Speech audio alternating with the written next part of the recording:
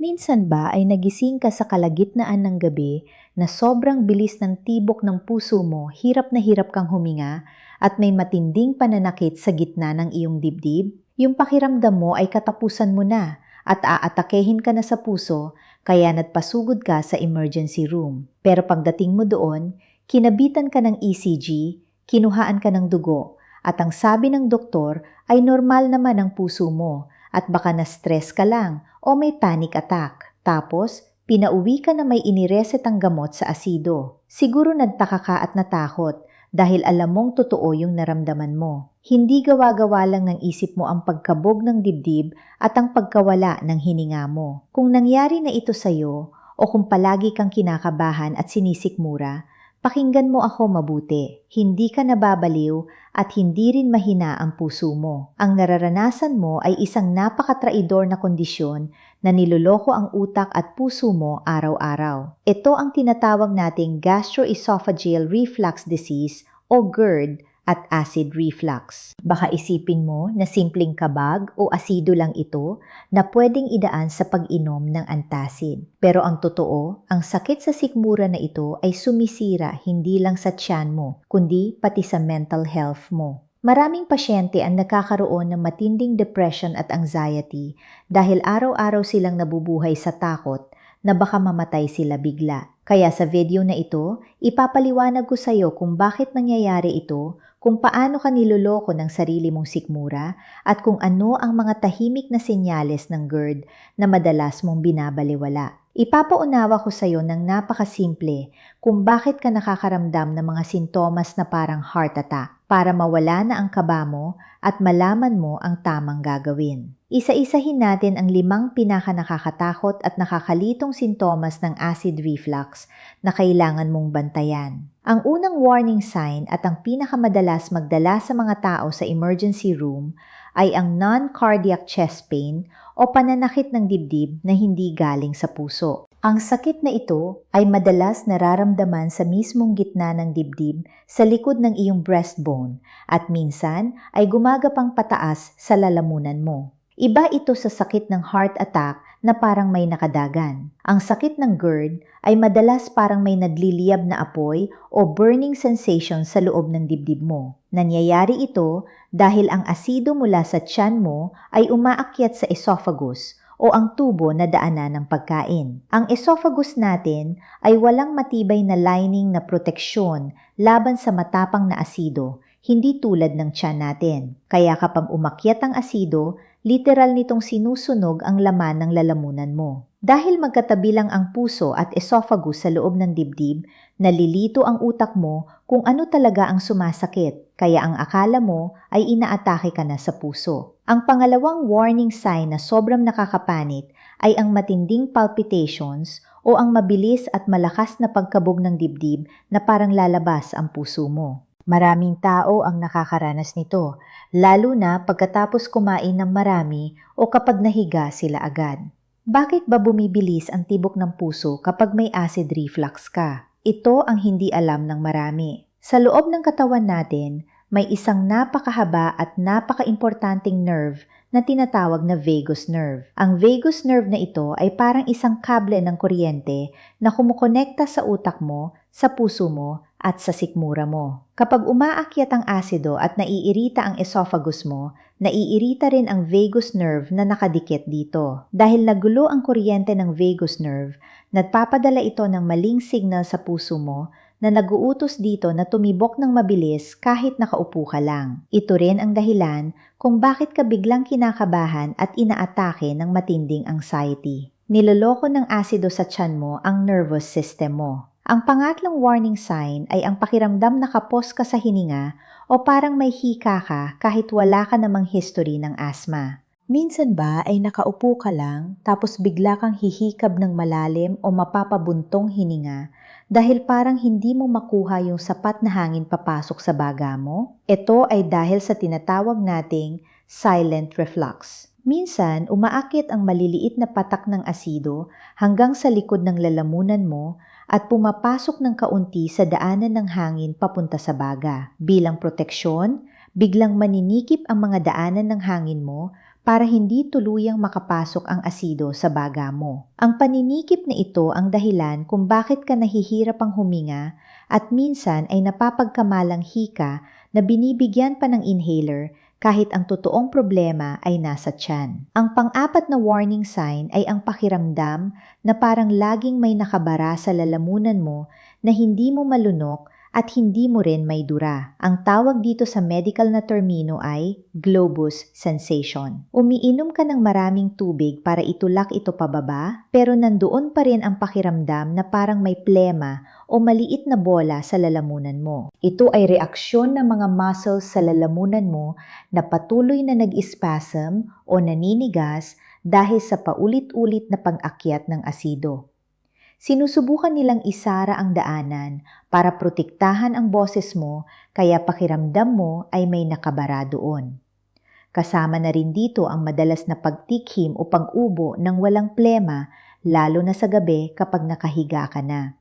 Ang panlimang warning sign na hindi mo dapat binabaliwala ay ang madalas na pagiging mapakla o maasim ng panlasa mo, lalo na sa umaga pagising, at ang mabilis na pagkasira ng iyong mga ngipin.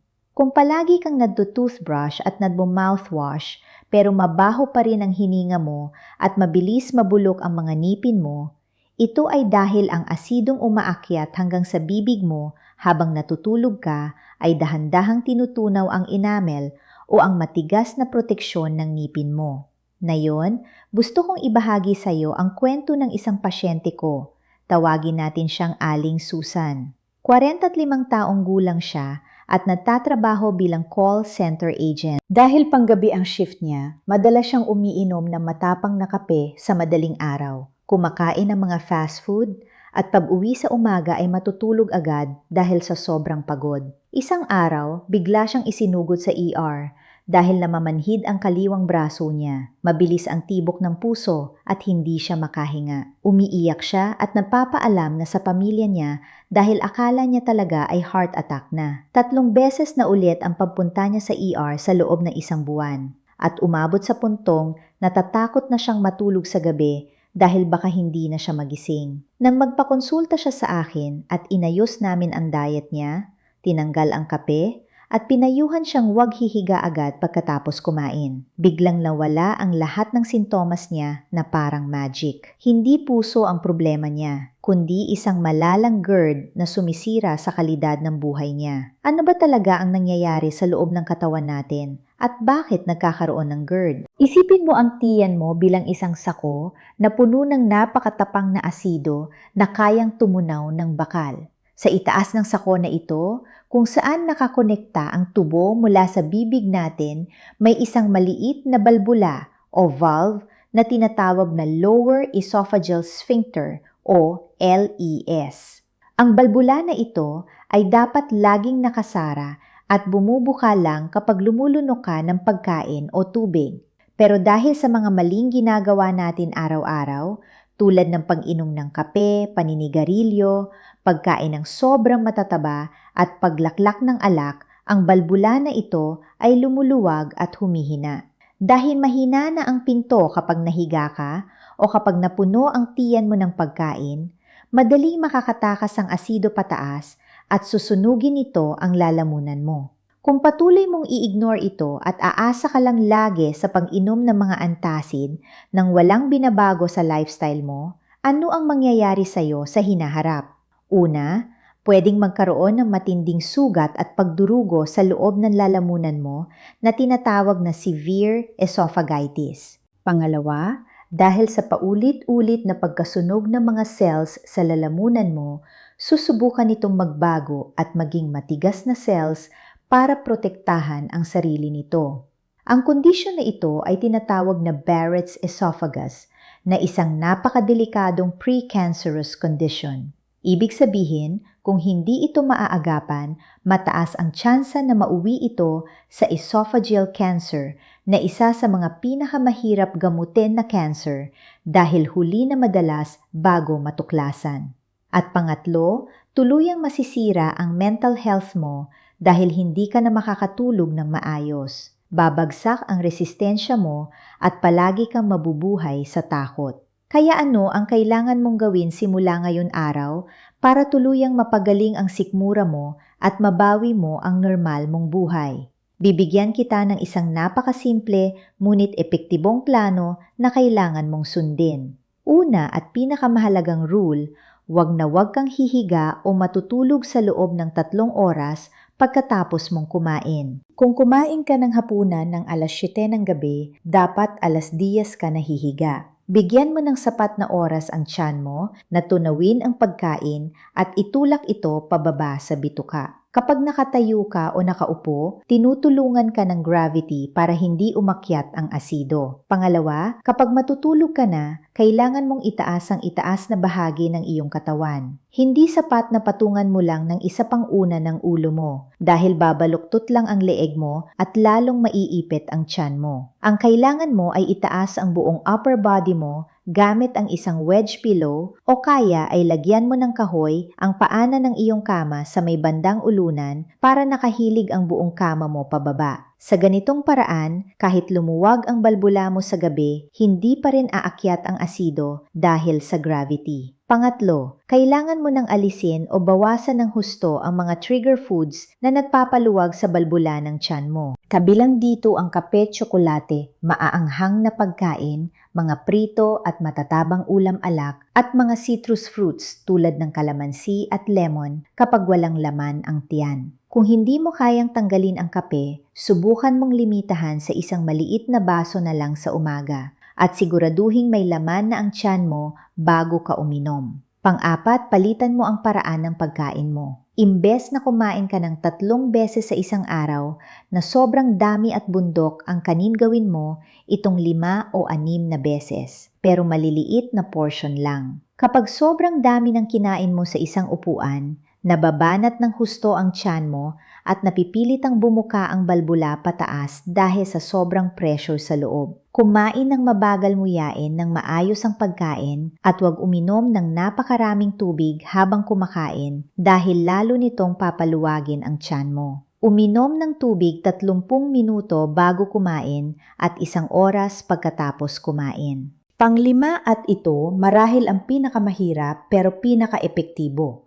Kailangan mong matutong kontrolin ang stress at anxiety mo. Ang sikmura at utak natin ay direktang konektado. Kapag palagi kang nag-iisip ng problema, natatakot o nagpapanik, naglalabas ang katawan mo ng stress hormones na nag-uutos sa tiyan mo na gumawa ng mas maraming asido. Kung hindi mo aayusin ang mental health mo, hindi rin gagaling ang sikmura mo. Subukan mong mag-meditate, huminga ng malalim, makinig sa mga nakakakalmang musika at ipagdasal ang mga bagay na hindi mo na kontrolado. At panghuli, huwag kang mag-atubiling magpakonsulta sa isang gastroenterologist, lalo na kung ang pananakit ng dibdib mo ay sinasabayan ng hirap sa pagluno, pagsuka ng dugo o patuloy na pagbagsak ng timbang. Baka kailangan mong sumailalim sa endoscopy para makita mismo ng doktor ang loob ng tiyan at lalamunan mo at mabigyan ka ng tamang gamot na magpapagaling sa sugat sa loob. Hindi ko sinasabi ang lahat ng ito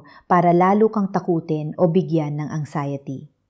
Sinasabi ko ito para palayain ka sa takot na bumabalot sa'yo araw-araw.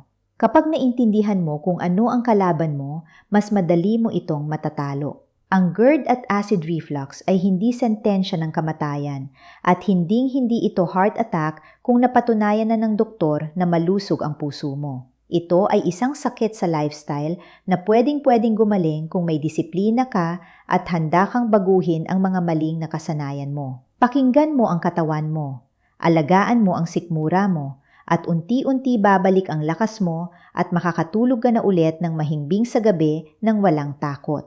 Paalala lamang bago tayo magtapos na ang lahat ng impormasyong ibinahagi ko sa video na ito ay ginawa para lamang sa pangkalahatang edukasyon at kaalaman at hindi kailanman dapat maging pamalit sa pormal na konsultasyon, diagnosis o gamutan mula sa isang lisensyadong doktor. Kung ikaw ay nakakaranas ng matinding pananakit ng dibdib na gumagapang sa iyong braso o panga, lalo na kung sinasabayan ng malamig na pawis, huwag mag-assume na GERD lang ito.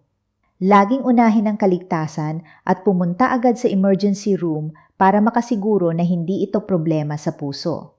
Maraming salamat sa inyong panunood at pakikinig. Nawa ay makatulong ang video na ito para gumaan ang inyong pakiramdam. Ingatan ang inyong kalusugan, panatilihing kalmado ang isip at hanggang sa muling pagkita natin para sa mas marami pang kaalaman na magpapabuti ng